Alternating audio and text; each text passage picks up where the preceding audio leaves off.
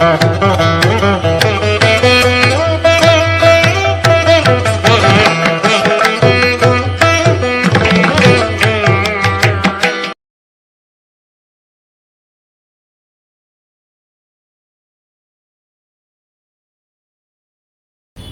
సందర్భంలో అద్భుతమైనటువంటి కార్యక్రమాలు, సేవా కార్యక్రమాలు, ఆధ్యాత్మిక కార్యక్రమాలు మరింత విశేషంగా ప్రతి సంవత్సరం చేసుకునేటువంటి మహద్భాగ్యాన్ని స్వామి మనందరికీ అనుగ్రహిస్తూనే ఉన్నారు.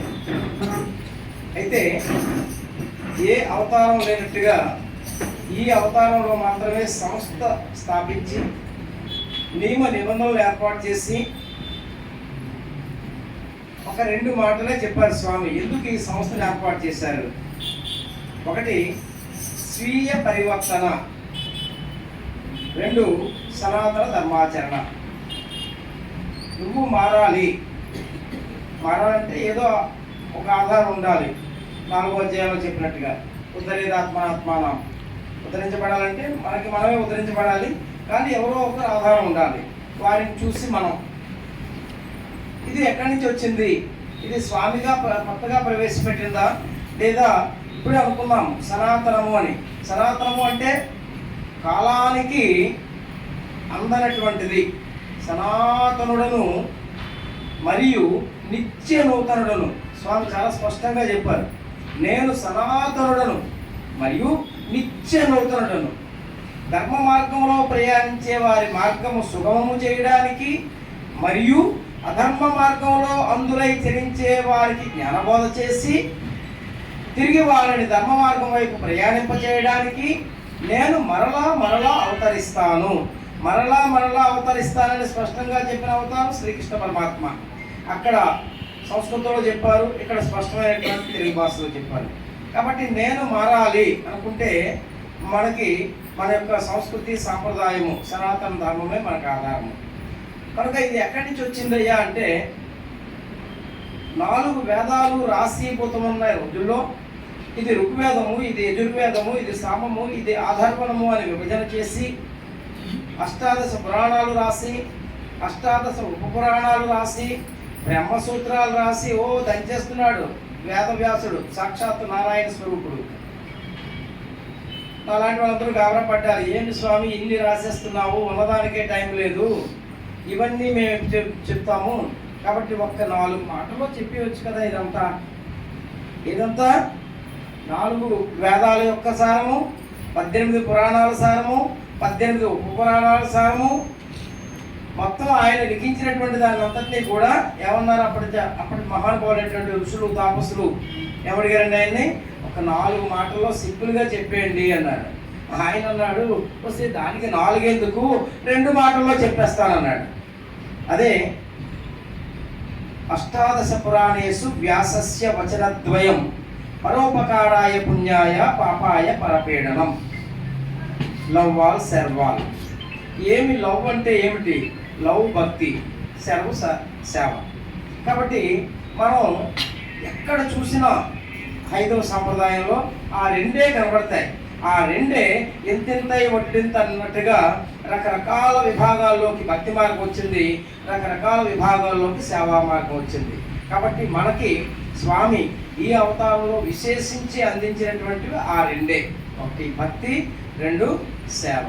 భక్తి అంటే భక్తి వలన జ్ఞానము, జ్ఞానము వలన మాత్రమే మోక్షము వస్తాయి. ఈ మోక్షం రావడం అంత ఈజీ కాదు. వచ్చినట్టే వస్తుంది, దొరికినట్టే దొరుకుతుంది, మళ్ళీ వెనక్కి వెళ్ళిపోతూ ఉంటాం. ఎందుకంటే కాలధర్మము. సో ఈ కాలధర్మాన్ని దాటాలి అంటే శాస్త్రవాక్యము ఆధారము అన్నారు. శాస్త్రం అనగా గీతా శాస్త్రము, గీతకి ఆధారము ఉపనిషత్తులు, ఉపనిషత్తులకు ఆధారము వేదము. కాబట్టి వేద విహితమైనటువంటి కర్మల్ని ఆచరించేటువంటి విధానాన్ని రూపకల్పుతూ స్వామి ఈ సంస్థని ఏర్పాటు చేయడం జరిగింది. మొదట్లో వేద పఠనం చేయండి అన్నారు, తర్వాత వేద పారాయణ చేయమన్నారు. ఇప్పుడు ఏం చెప్తున్నారు? వేదాధ్యయనం చెయ్యండి. ఎందుకోసం? వేదాధ్యయనం చేస్తేనే వేద పురుషానుభవం కలుగుతుంది మనకి. కార్తీక మాసం చూడండి, ఎంత చేసినా ఇంటికి వెళ్ళిన తర్వాత కార్తీక పురాణం అట్లీస్ట్ స్వామి శివుడి యొక్క అష్టోత్తరం చదువుతాం. అందులో ఒక నామం ఉంది. శివుడి యొక్క అష్టోత్తరంలో త్రయీమూర్తయే నమః అని ఉన్నది. స్వామి నివాసం ఏదండి? త్రయీ బృందావనం. కాబట్టి ఆ శంకరుడే ఈ శంకరుడు. అదొకటి నా ఆధారం, ఇంకా బోర్డు ఆధారం ఉన్నాయి. ఉదాహరణకి 1926 నవంబర్ 23 అక్షయనామ సంవత్సరం, మొన్నే బహుళ దర్యా దిగినాడు చక్కగా సత్యనారాయణ స్వామి వారి వ్రతాలు చేసుకున్నాం. నిన్న ఆర్ద్ర నక్షత్రం, నిన్న కూడా వ్రతాలు చేసుకున్నాం. ఈవేళ శ్రీరామచంద్రమూర్తి నక్షత్రం, పునర్వసు నక్షత్రం, మళ్ళీ ఇవాళ వ్రతాలు చేయించుకున్నాము. తేంగిరి యుగం స్మరామి. అయ్యా నీ పాపాలకు నమస్కారం పెట్టిన ఆ క్షణాన్ని మించిన ముహూర్తం లేదని కదా చెప్పింది. కాబట్టి శాస్త్రం ఏం చెప్పిందంటే, యత్ ఫలం నాస్తి నా తపన నా యోగేన నా సమాధిన. తపస్సు వలన కానీ, యోగం వలన కానీ, సమాధి వలన కానీ పొందలేనటువంటి ఫలము ఏదైతే ఉన్నదో తత్ఫలం లభతే, అది దొరుకుతుంది. ఇప్పుడు కలవు ఈ కలిలోనే. ఎలా? సంయత్ కేశవ కీర్తన. నలుగురు కూర్చొని రామకృష్ణ గోవిందావని వారి యొక్క దివ్య లీలా వైభవాన్ని మనం ప్రకటిస్తున్నప్పుడు అది వస్తుంది మన కళ్ళ ముందు. ఇప్పుడే ఉదాహరణ, ఆయన ఎత్తిన పాట ఏంటి, ఆయన వర్షించిన పూలేంటి? మద్భక్త ఎత్ర గాయంతి తత్ర తిష్టామి నాట. ఎవరి పాట? మనం ఏంటంటే మన మధ్యన పుట్టి పెరిగినటువంటి పిల్లాడు. ఆ మీసాలు లేని దగ్గర నుంచి వాటిని చూస్తున్నాను నేను. ఆయనకి మీసాలు పెరుగుతున్నాయి, నాకు ఎక్కడ ఖాళీ అవుతుంది, అంతే తేడా. ఇద్దరం ఒకలాగే ఉన్నాం. చేత భౌతికమైనటువంటి దృష్టిని అంతర్ముఖంగా చేయడం అనేటువంటిదే సాధన. సాయి అంటే అనేక నిర్వచనాలు చెప్పారు Swami. SAI Sai, see always in sight. అంతర్ముఖుడివిక, ఎన్నాళ్ళు ఎలా బహిర్ముఖంగా ఆలోచిస్తావు. See always in sight. ఏమి చూడాలి, ఏం కనబడుతుంది? ఓం శ్రీ సాయి నామం. నీవు హృదయంలో ఉన్నావని తెలుసుకుని నమస్కరిస్తున్నాడు స్వామి. అష్టోత్తరాలకు అర్థం ఏంటి? నేను తెలుసుకొని నమస్కరిస్తున్నాను. ఓం శ్రీ సాయి ఆనందదాయ నమః. స్వామి, మీరు ఆనందాన్ని ఇచ్చేటువంటి ఆనంద స్వరూపుని తెలుసుకొని నమస్కారం చేస్తున్నాను. మరి ఇప్పుడు మనం ఆనందంగా లేకుండా ఉంటే, అందుకే స్వామి అనేవాడు వై క్యాస్ట్రాయిల్ ఫేస్ అని. శ్రీ సాయినాథుడు అన్నాడు, ఏం తెచ్చేవని ఏం పోయిందని. ఎవరు చెప్పినా ఒకటే. దాన్నే స్వామి ఏం చెప్పేవారు? కలకండ ఎక్కడ తిన్నా దాని మాధుర్యం ఒకటే. అలాగే సనాతన ధర్మాచరణలో ఎక్కడ ఏది పట్టుకున్నా, ముఖ్యంగా స్వామి అవతారంలో ఎక్కువ ప్రాధాన్యత ఇచ్చిన అంశం ఏంటండి? భారతీయ సంస్కృతి, పండుగలు, విశిష్టత. మా బాల వికాస్ వాళ్ళకి బాగా తెలుస్తుంది. అదే పని మాకు. ఏం నేర్చుకుంటాం అక్కడ? వినాయక చవితి మొదలు పెట్టాం. నవరాత్రులు అంటే 10 రోజులు. 10 రోజులు సాధన చేస్తే 11వ రోజు అది అలవాటు అవుతుంది. అంత సులువా? కానే కాదు. 11వ రోజు మళ్ళీ మొదటికి వచ్చేస్తున్నాడు నాలాంటి వాడు. అందుకోసం మళ్ళీ ఒక్క 10 రోజులు పోయిన తర్వాత అమ్మవారి యొక్క మొదలు పెట్టాం. మళ్ళీ దసరా, మళ్ళీ 10 దినాలు. 10 దినాలు అయింది, మళ్ళీ బాగా ఉండాలి. లేదు, కలి ప్రభావం. మళ్ళీ వెనక్కి వచ్చాం. సరే, ఇప్పుడు లాభం లేదు, 15 రోజులకి వీళ్ళు లొంగడాన్ని 4 రోజులు పెట్టారు. కార్తీక మాసం. నేను వ్రతాలు చేయించింది మా చైతన్యమ్మ, ఫోటో చూశాను. దీపం దర్శయామి. ఎందుకు? దీపం దర్శిస్తే ఏమిటి లాభం? మాకు 3 రోజులు నిత్య పూజలో ట్రైనింగ్ ఇచ్చారు స్వామి ఒక్కొక్కరు బాలమనోహర్ రావు గారి ద్వారా. దీపం దర్శయామి. దీపాన్ని చూడటం వల్ల ఏమి లాభము అంటే దీర్ఘాయుష్యు అన్నారు. అరే, దీపం చూడడానికి దీర్ఘాయుష్కి ఏమైనా సంబంధం ఉందండి? ఉందా? లేకపోతే ఎందుకంటారు? ఆ మహామంత్రాన్ని ఎందుకు పెడతారు అంటే, దీపము అంటే పాత రోజుల్లో మంచి నూనె దీపం మాత్రమే. ఇప్పుడైతే రకరకాలుగా వ్యాపార దృక్పథంలో 5 ఆయిల్ కలిసిందండి అంటున్నాడు. అదే 5 ఆయిల్ కలిస్తేనే అక్కడ కల్తీ అయిపోయింది. వాడు చెప్తున్నాడు నిజాయితీగానే, మనం భ్రమలో ఉన్నాం. సూపర్ డస్ట్ టీ అంటాడు. వాడు చెప్తున్నాడు ద డస్ట్ ఈజ్ సూపర్. అది డస్టే. మిల్క్ స్ప్రే బిస్కెట్స్ ఉత్తుదే, మిల్క్ తుత్తు అన్నాడు. అందులో మిల్క్ లేదని వాడు చెప్తున్నాడు. మనం మిల్క్ అనే పదం పట్టుకుంటున్నాం. కార్తీక పురాణం చదవండి అమ్మా. మరి ప్రపంచమైన భాషలోనే మాట్లాడుకుందాం. కార్తీక పురాణం అంటే దీపం పెట్టిన తర్వాత కార్తీక పురాణం నెపంతో ఒక అరగంట దీపం దగ్గర నువ్వు గడిపావు. గడపడం వల్ల ఉపయోగం ఏంటంటే, ఆ దివ్య జ్యోతి నుంచి వచ్చినటువంటి వాయువు నీ ముఖ్యమైనటువంటి అవయవం గుండెకి రక్తాన్ని తీసుకెళ్లేటువంటి ఆ సన్నని గొట్టాలు ఏవైతే ఉన్నాయో, తల వెంట్రుక కన్నా సన్నంగా ఉండేటువంటి గొట్టాల్లో ఉండేటువంటి డస్ట్ పార్టికల్స్ లేదా ఫ్యాట్ పార్టికల్స్ని కరిగించి ఆ గొట్టాలు క్లీన్గా ఉండేటట్టుగా చేసేటువంటి శక్తి మంచి నూనె అని చెప్పబడే నువ్వుల నూనె ఉంది. అందుకు విశేషించి కార్తీక మాసంలో 1-2 సార్లైనా ఆవునేతి దీపం పెట్టండి. ఎందుకోసం ఈ మంచి నూనె కన్నా 10 చూడనటువంటి 2 జబ్బులు ఇవాళ ప్రపంచాన్ని పీడిస్తున్నాయి. ఒకటి పెరాలసిస్, 2 హార్ట్ స్ట్రోక్. స్టడ్స్ వేసిస్తున్నాడు. ఏంటి, మన సింకు జామ్ అయితే మనం క్లీన్ చేసుకుంటున్నాం, కానీ ఈ సింక్ జామ్ అవ్వకుండా చూసుకోవట్లేదు. దానికి పెట్టారు ఈ పూజలు, వ్రతాలు, ఈ సత్సంగాలు. కాసేపైనా ఆ దివ్య జ్యోతుల దగ్గర ఇంత కరెంట్ ఉన్నా కానీ అవి తప్పట్లేదు. ఎందుకోసం? ఆరోగ్యపరమైన లాభం. శుక్రవారం లలిత చదవండి అన్నారు. లలిత చదువుతున్నాం, చదువుతూనే ఉన్నాము, కానీ ఒక్కొక్కప్పుడు భావం చేస్తాం. శ్రీమాత శ్రీ మహారాజ్ఞి శ్రీ మత్ సింహాసనేశ్వరి, మత్ నా యొక్క సింహాసనేశ్వరి ఎక్కడున్నారు? హృదయంలో ఉన్నారు. ఓం శ్రీ సాయి హృదయాలయాయ నమః. 2వ శ్లోకానికి వెళ్తే ఉజ్జుద్భావ సహస్రాభ. స్వామి ఏం చెప్పారు? కోటి సూర్యుల కాంతి మేటి కలిగిన నాకు ప్రమిద దీపం బెవరు పెట్టగలరు. అంటే మానేస్తావా? మానేమని కాదు. అక్కడ మనకి టీవీలో చూడండి, మన పిల్లలు కూడా చాలా మంది కొంచెం భారతీయ సంస్కృతితో కూడినటువంటి చదువు చెప్పే పక్క రాష్ట్రంలో ఉండేటువంటి ఒక యూనివర్సిటీ, అమృత యూనివర్సిటీ, మాతా అమృతానందమయ్య మహా సాధకురాలు, ఎన్నో హాస్పిటల్స్, కాలేజెస్ అన్నీ కూడా నడుపుతుంది. ఒకసారి స్వామివారి దగ్గర చదువుకునేటువంటి పిల్లలు, కేరళలో ఉండేటువంటి పిల్లలు సెలవులకు వెళ్ళారు. సెలవులకు వెళితే ఆ లోకల్లో ఉండేటువంటి వాళ్ళు కొంతమందిని ఆమె దగ్గర తీసుకెళ్ళారు. బట్ ఎందుకంటే సాధకుల దర్శనం తప్పు కాదు కదా. వెళితే మాతాజీ, ఇదిగో వీడు మా కజిను, స్వామివారి దగ్గర చదువుకుంటున్నాడు, పుట్టపర్తి నుంచి వచ్చాడు సెలవులకి అని పరిచయం చేశారు. పరిచయం చేస్తే ఆ పిల్లాడిని పిలిచింది, దాని అన్న అని పిలిచి ఆ పిల్లాడి తాలూకా 2 చేతులు పట్టుకొని మాతా అమృతానయమని అందు కదా, అన్న సూర్యుడి దగ్గర నుంచి కొవ్వొత్తి దగ్గరికి వచ్చావా అన్నది. సూర్యుడి దగ్గర నుంచి కొవ్వొత్తి దగ్గరికి వచ్చావా అని చేతులు పట్టుకొని పలకరించింది. అంత సాధకురాలైనటువంటి మహాతల్లి. ఎవరు గొప్ప ఎవరు అనేటువంటిది ఎప్పుడూ లేదు మన సనాతన ధర్మంలో. 1 గొప్ప, 9 గొప్ప, 100 గొప్ప అని ప్రశ్న వేసుకుంటే ఏది గొప్ప అండి? ఏమా? I'm not clear. దేనికి అదే అంటే ఎలాగవుతుంది? ఏది గొప్ప ఉన్నప్పుడు చెప్పాలి కదా ఏదో ఒకటి. అలాంటి ఆన్సర్ చెప్పకూడదు, గోడ మీద పిల్ల ఆన్సర్. 1 గొప్ప. మీ అబ్బాయికి పరీక్షల్లో 1 మార్కు రావాలా, 100 మార్కులు రావాలా? మార్కులు 1 సరిపోతుందా?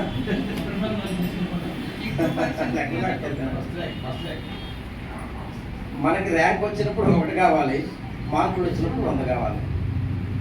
2 కాలంలో ఏది గొప్పదన్నాడు స్వామి. స్వామి చెప్పిందే, నేను నా సొంత ఏం లేదు. 1000 మైళ్ళ దూరం అయినా ఏదో ఒక కాలుతో ప్రయాణం చేయాలి. ఒకసారి కుడికాలు ముందుకు వెళ్తుంది, ఒకసారి ఎడంకాలు ముందుకెళ్ళినప్పుడు కుడికాలు వెనక్కి రావాలి. ఇది సర్వసాధారణ జీవన సాధనలో ఆ హెచ్చు తగ్గులను గమనించడం అనేటువంటి దాన్ని ఆపుకోవాలి. కాబట్టి ఈ ధర్మాచరణలో మనం ఇలా చూసుకున్నప్పుడు స్వామి ఇందాక చెప్పారు, స్వామి పుట్టిన వెంటనే ఇచ్చిన దర్శనం ఏంటండి? పురుడైంది, ఈశ్వరమ్మని బయటికి ఏవో సపర్యలు చేయడానికి కొంతమంది తీసుకువెళ్ళారు.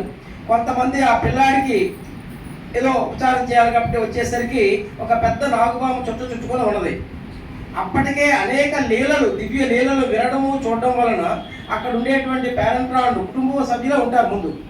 ముందు కుటుంబానికి, తర్వాత వీధిలో వాళ్ళకి, తర్వాత పుట్టపర్తి వాళ్ళకి, తర్వాత ఒకపట్నం వాళ్ళకి, తర్వాత ఉరవకొండ, అక్కడి నుంచి ప్రపంచం కదా. చాలా చక్కనైనటువంటి ప్రణాళిక స్వామి సామ్రాజ్య నిర్మాణం. సో అర్థమైంది అప్పటికి, ఆహా ఆదిశేషు సహితుడైనటువంటి శ్రీమన్నారాయణుడు అవతరిస్తాడని ముందే వెంకావదూత తాతగారికి చెప్పున్నాడు. కాబట్టి వాళ్ళకి అర్థమైంది. వాళ్ళు మాత్రమే ఆ ఆనందాన్ని పొందారు, మిగతా వాళ్ళతో ఆనందాన్ని పంచుకున్నారు. ఆయన బలపాలు అన్ని పెప్పర్మెంట్లు బ్యాగ్లోంచి తీసి ఇచ్చేవారు. ఆ పిల్లలందరూ అడిగేవారు, ఏమని? సత్యం, ఇవన్నీ ఎక్కడి నుంచి వస్తున్నాయి నీకు అని. ఎందుకంటే ఇలా పెట్టేసి అలా తీసిస్తున్నాడు, ఎందుకు కావాలో. ఆయన ఇప్పుడు నేను ఇచ్చాను అన్నాడండి. నాటి నుండి నేటి వరకు నేను లేదు. అహం కరోతి ఇది అహంకార, అహంకార నిర్మూలన. I not is Christ. నేను కాదు, నేను లేదు. అసలు లేని దాన్ని పట్టుకున్నావా పతనమే. కాబట్టి ఏమన్నాడు స్వామి, మా ఇంట్లో ఒక శక్తి ఉన్నది, ఆ శక్తి ఇదంతా ఇస్తున్నది అని. ఎవరు ఆ శక్తి? ఉరవకొండలో ఉన్నప్పుడు స్వామికి తేలు కరిచింది. తేలు కరిస్తే అమ్మో గాబరా అయిపోయింది ఉరవకొండ అంతా. దివ్య బాలుడికిట ఇలా తేలు కరిచిందట. ఎందుకోసం? ఆ కొండల్లో పెరిగిన తేళ్లు నాగుపాము కన్నా ప్రమాదమైంది. సరే అన్నగారు పరిగెత్తారు, ఒక డాక్టర్ గారిని తీసుకొచ్చారు, ఇంజెక్షన్ చేశారు, ఏదో ఆయింట్మెంట్ పెట్టారు. ఈయన అపస్మారక స్థితిలో ఉన్నట్టుగా నటన సూత్రధారి కదా, ఆయన నటన సూత్రధారి మరియు లీలా మానుష విగ్రహధారి. ఆయన రాముడు, ఆయనే కృష్ణుడు కనుక నటిస్తున్నాడు.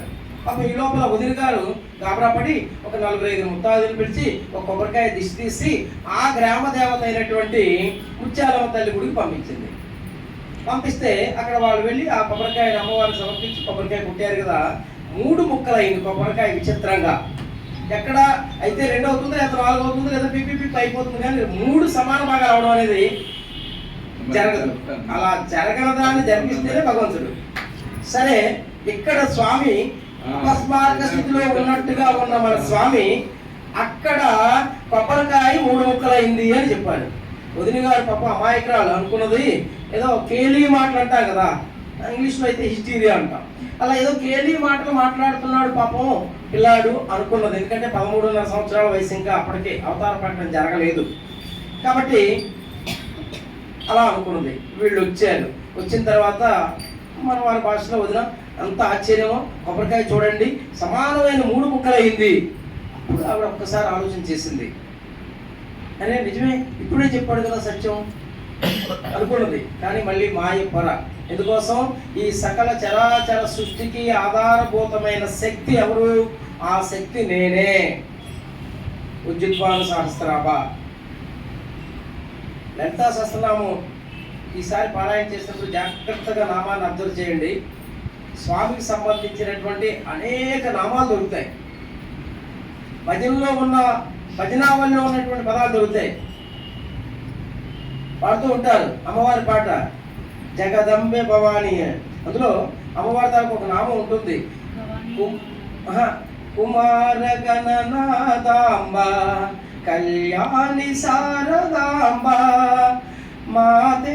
ఏదో ఉంది కదా, పెద్ద పాట ఉంది, వెరీ మోస్ట్ క్లాసికల్ సాంగ్, అయ్యరాకు సాంగ్ అది. స్వామివారి యొక్క తత్వం ఇమిడి ఉన్న సాంగ్ అది. భగవంతుడి యొక్క లీలలు ఉంటాయి కొన్ని భజనలో, భగవంతుడి యొక్క వైభవం ఉంటుంది కొన్ని భజనలో, భగవంతుడి యొక్క తత్వం ఉంటుంది కొన్ని భజనలో. భజనలు పాడినప్పుడు అది ఆస్వాదిస్తే ఇందాక వారు పాడిన హైరాటర్ పాటే, అందుకే స్వామి పంపిపోయాడు కదా అండి. కాబట్టి ఎవరు అమ్మవారు, ఎవరు ఆదిశక్తి పరాశక్తి, ఈ శక్తులన్నిటికీ మూలం ఎవరు అంటే మళ్ళీ ఒక శాస్త్రవాక్యం మనకు తెలియాలి. ఏమది?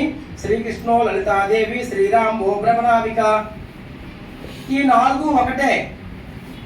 ఏ కరెంటు ఫ్యాన్ని, లైట్ని, మైక్ని పలికిస్తున్నదో ఆ కరెంటు ఒకటే, ఇన్స్ట్రుమెంట్స్ వేరు. దీని వేదం ఏం చెప్పిందండి? ఏకోశ్యాం బహుశ్యానాం. ఉన్నది ఒకటే, అనేక రూపాలతో నామాలతో ప్రజ్వలిస్తుంది. కాబట్టి కనెక్టివిటీ, ఆ కనెక్టివిటీ ఎక్కడ పట్టుకున్నా కనెక్షన్ ఉండేటువంటిది వాన్మయము అన్నారు. అంటే ఎక్కడ అన్వయించినా అన్వయించబడేదాన్ని వాన్మయము అన్నారు. ఇవన్నీ కూడా సంస్కృత పదాలండి. దురదృష్టం కొద్దీ సంస్కృతాన్ని తెలుగుని కలిపేసి మాట్లాడుకొని సంస్కృత పదానికి కూడా తెలుగు అర్థాన్ని ఆపాదించేసుకొని జనరలైజ్ చేసేసుకోవడం అనేటువంటిది మనకి ఎక్కువైపోయింది. కారణం ఏంటంటే అప్పటికదంతే, దాన్ని విమర్శించడం కాదు, అప్పటికదంతే. ఇలాంటి సత్సంగాల్లో, సాధనా శిబిరాల్లో లేదా మన స్టడీ సర్కిల్లో ఇలాంటి విషయాలు విపులంగా చర్చుకున్నప్పుడు ఓహో ఇదా దీని అర్థము, ఇదా దీన్ని పలకడము అనేటువంటిది అర్థమవుతుంది. పోకడ నుంచి మళ్ళీ సాధనా మార్గంలోకి రావడానికి ఆ విశ్వాసము, భక్తి ద్వారానే విశ్వాసం అనేటువంటిది ఏర్పడుతుంది. శ్రీ సాయినాథుడి అవతారం నాదే అన్నాడు. తర్వాత ఆ తేలు పుట్టిన తర్వాత ఏమైందండి? ఎక్కడికో దగ్గర తీసుకువెళ్ళండి, తీర్థయాత్రకు వెళ్తే బాగుంటుంది, కొంచెం స్వస్థత ఉంటుందని అన్నగారైనటువంటి శాస్త్రరాజు గారికి అందరూ చెప్తే పాపం ఎక్కడ తీసుకెళ్ళాడు? హంపి విరూపాక్ష దేవాలయం తీసుకెళ్ళాడు. దానికి ముందు ఇంకొకరి దగ్గర తీసుకెళ్ళాడు, కదిరి తీసుకెళ్ళాడు. కదిరిలో రాక్షసుడు లాంటి భూత వైద్యుడి దగ్గరికి 13.5 సంవత్సరాల సుకుమారమైనటువంటి చిన్నారి సత్యం అనేటువంటి మన స్వామిని అప్పచెప్పారు. వాడు భయంకరమైనటువంటి రాక్షసాకారం, ఈయనేమో మహాసున్నితమైనటువంటి అవతారం. ఇంకా ప్రకటన జరగలేదు. వాడు ఏదో కొన్ని చేశాడు, హాంపట్టు భూంపట్టు, ఈయన నవ్వుతున్నాడు. నవ్వగానే ఆయనకు మండుకొచ్చింది, జలసి ప్రవేశించి అసూయ. వెంటనే ఏం చేశాడండి, శిరోమండలం చేయించాడు స్వామికి. నవ్వుతున్నాడు, ఏం దేహభ్రాంతి లేదు కదా. ఆయనకి ఇంకా కోపం వచ్చింది, కత్తితో ఘాట్లు పెట్టాడు. రక్తస్రావం అవుతుంది. ఈశ్వరమ్మ తట్టుకోలేకపోతుంది. పెద్ద వెంకమరాజు అక్కడే ఉన్నారు, అన్నయ్య తీసుకొచ్చిన అన్నయ్య అక్కడే ఉన్నాడు, ఏమీ చేయలేకపోతున్నారు. ఇచ్చేయమంటున్నారు పిల్లాన్ని వెనక్కి. ఒక్కసారి ఇవ్వడమే, మళ్ళీ మన ఇష్టం రాగడం. ఒక్కసారి ఇక్కడికి వచ్చాం, మళ్ళీ వెనక లాగమనండి, మనల్ని లాగలేరు. అలాగే వాడు పట్టుకున్నాడు స్వామిని. సరే, ఇప్పుడు ఏం చేసేది తెలుసండి, దాంట్లో నిమ్మకాయలు పిండించాడు. ఆ రక్తం కాలువలో కాలుతున్నటువంటి స్వామి వారి యొక్క శిరస్సు మీద, అంటే స్వామి ఏదో యోగభోగి, ఆయన ఏదో బ్రహ్మాండంగా తలతల మెరుస్తున్నాడు, ఆయన ఏదో పెద్ద అనేటువంటి భావం లేకపోతే మన కోసం ఆయన ఎన్ని పాటలు పడి నిరూపించుకున్నాడు భగవంతుడని వదలలేదు. అప్పుడు వాడు ఏం చేశాడు, 108 బిందులతో నీళ్ళు తీసుకురమ్మన్నాడు. ఎందుకంటే ఊపిరి సలపకుండా నీరు పోస్తే ఏదైనా నెగిటివ్ ఎఫెక్ట్ ఉంటే అది పోతుంది, పోయి నార్మల్ అవుతాడు కదా. నేను వదిలించేసాను అనుకోవాలి, పాపం మరి తీసుకొచ్చిన తర్వాత ఏదో జరగాలి కదా. 108 బిందులు నీళ్ళు పోస్తున్నారు. ఆహా, స్వామి అలాగే ధ్యానం నిమగ్నమై ఉన్నాడు. ఎందుకోసం, ఆయన అప్పర గంగా జటా జోటదారి, ఆ తల్లినే భరించేవాడు, ఈ బిందు నీళ్ళే మాత్రం. ఆ విధంగా నేను పరమశివుడిని అని నిరూపించుకున్నాడు. ఆ తర్వాత 1940 అక్టోబర్ 20 నాడు నేను షిరిడి సాయి అవతారాలను ప్రకటించాడు. ప్రకటించి ఊరుకున్నాడా? 9 సంవత్సరాలు వారి ప్రయత్నం ఏంటంటే నా పూర్వావతారం షిరిడి, నా పూర్వావతారం షిరిడి, ఇదే పని. స్వామివారి యొక్క అక్క వెంకమ్మ గారు తమ్ముడు ఆయన తమ్ముడు షిరిడి బాబా ఫోటో అడిగేది. చూడండి విచిత్రం ఎలా ఉంటుందో. వాళ్ళ ఇంట్లోనే ఒకసారి స్వామి లేరు, ఉరవకొండలో ఉన్నారు. ఒకరోజు రాత్రి ఏదో ఒక పెద్ద చప్పుడు అయిందండి ఇంట్లో. ఆ రోజుల్లో ఇళ్లలో పాములు ఎలుకలు తిరగడం సర్వసాధారణమైన రోజులు. ఆ రోజుల్లో ఏదో చప్పుడు అవుతుంటే ఎలుక అనుకుందట ఆవిడ, కానీ ఏదో మనిషి అడుగులు వచ్చినట్టుగా చప్పుడు వచ్చిందట. నేను చూసింది, దీపం వెలిగించింది, కరెంట్ లేదు కదా. అక్కడ ఒక చుట్టబడినటువంటి షిరిడి బాబా వారి యొక్క ఫోటో విసిరి ఉన్నది. చూసింది, అరే ఎలా సాధ్యం అంటే, ఇది సాధ్యమైంది, పూజించుకుంటుంది, అది నా తమ్ముడే, నా తోబుట్టవే అని పాపం తెలుసుకోలేకపోయింది.